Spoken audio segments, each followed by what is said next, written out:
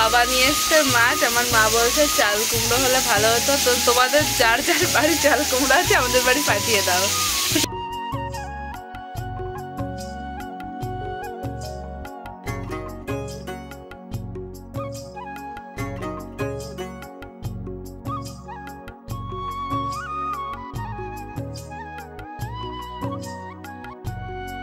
তো আজকে সকালবেলা আমার মা রান্না করেছে, দেখো এখানে ভাত আছে, এখানে আছে কাকুরি ভাজা, ডিম ভাজা ভেন্ডি দিয়ে, আর কালকের চিকেনের তরকারি।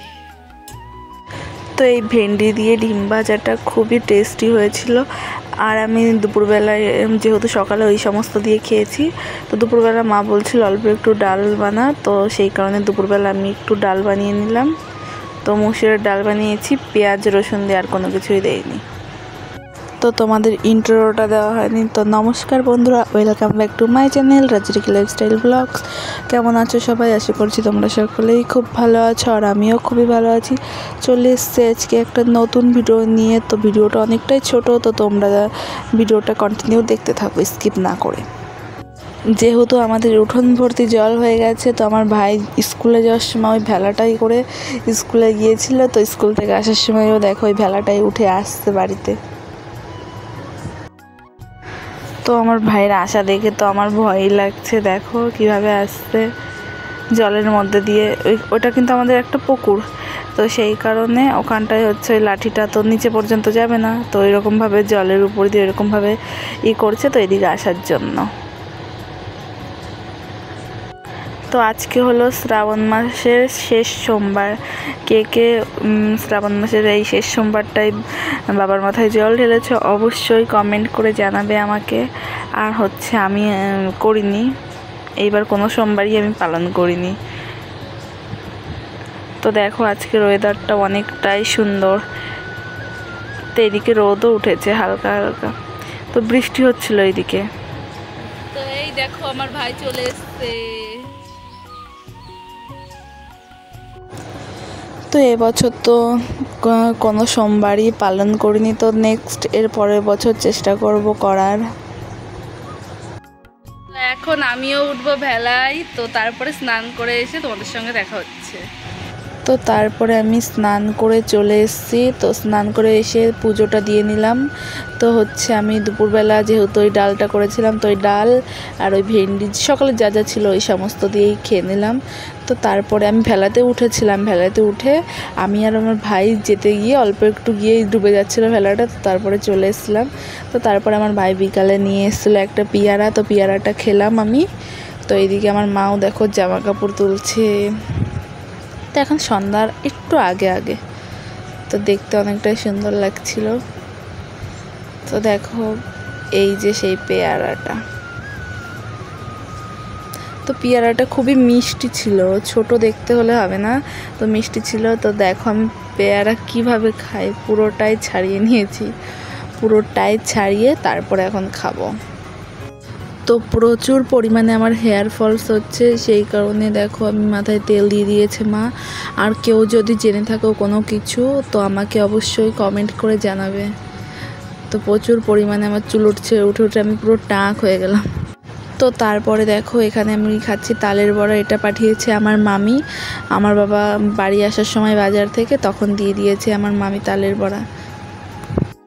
আর যেহেতু মাথায় তেল দিয়েছি সেই কারণে দেখো আমার মুখটাও কতটা কালো লাগছে। আর আমি কিন্তু ঘুম থেকে উঠেছি, তো আমার মা এদিকে বাবা বড়া নিয়ে এসছে জন্য আমার মা ডাকছিল জন্য আমি ঘুম থেকে উঠেছি। আর এই দেখো আমি লেবু পছন্দ করি জন্য আমার বাবা লেবুও নিয়ে এসছে, আর কালকে মাছের ঝোল করার জন্য এদিকে নিয়ে এসছে এটা ওই মুখি কচু বলে ওই। আর এখান থেকে আমি দুটো লঙ্কা নিয়ে মাকে দিচ্ছি, এখানে ডিম ভাজা করবে জন্যে।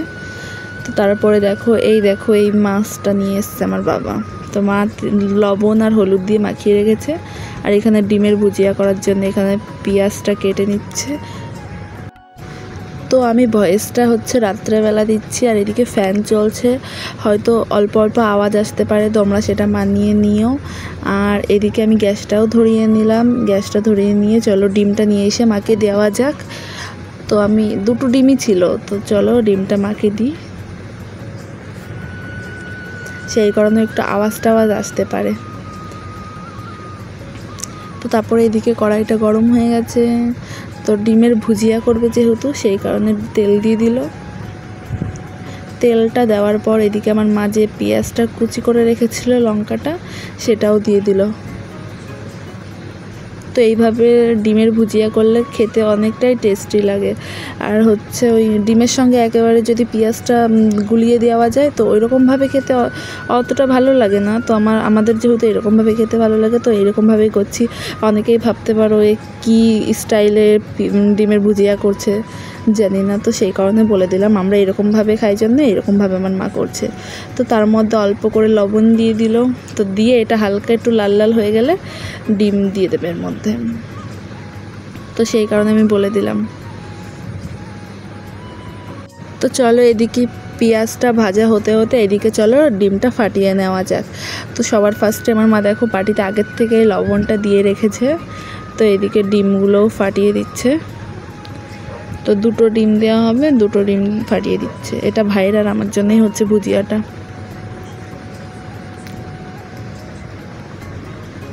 তো আমার মার ডিম দুটো ফাটানো হয়ে গেছে। আর এদিকে দেখো পেঁয়াজটাও অনেকটাই ভাজা ভাজা হয়ে গেছে।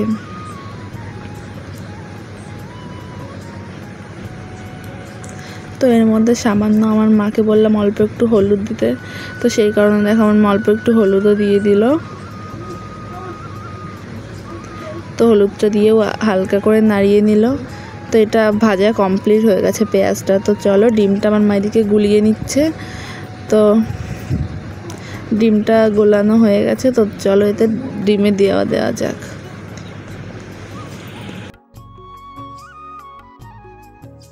তো তারপরে আমার মা ডিমটা দিয়ে দিল পেঁয়াজটার মধ্যে। তো দিয়ে এটা হালকা হালকা করে নাড়িয়ে নেবে। তো কে কে আমার মতো ডিমের ভুজিয়া দিয়ে রুটি খেতে পছন্দ করো অবশ্যই কমেন্ট করে জানাবে। আর আজকে দুপুরবেলায় অনেকটাই বৃষ্টি হয়েছে। তো আজকে দুপুরবেলা যেহেতু আমাদের উঠোনে অনেকটা জল কমে গিয়েছিল, তো যেটুকু জল কমেছে তার থেকে ডবল আবার বেড়ে গেছে।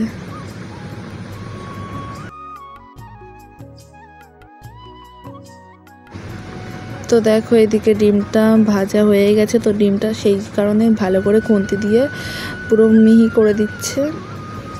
তো আমাদের এই তো ডিমের ভুজিয়া কমপ্লিট। তো এই দেখো ভুজিয়াটা প্লেটে নিয়ে নিয়েছি, দেখতে কতটা সুন্দর লাগছে। ভুজিয়া দিয়ে খাওয়ার জন্য এদিকে আমি শসাও কেটে নিলাম।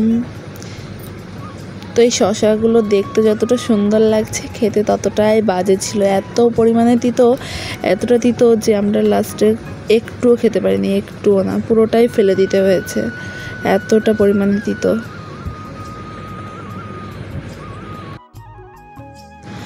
তো তারপরে দেখো আমার মা এদিকে মাছটাও ভাজতে বসিয়ে দিয়েছে। তো এদিকে মাছ ভাজা হচ্ছে। তো এইখানটায় আমিও বসে বসে দেখছি। তো মায়ের পাশে বসে বসে এখানে গল্প করছিলাম। তো তার মাঝে আমার ঠাকুমাও কল করেছিল। তো আমার ঠাকুমা, জ্যাঠা, কাকি সবার সঙ্গে গল্পও করলাম। তো তারপরে এই দেখো আমার মা এদিকে, তো এইদিকে দেখো আমার মা বানাচ্ছে ধোসা। এটা হচ্ছে বাঙালির ধোসা। কে কে বুঝতে পারলে অবশ্যই কমেন্ট করে জানাবে।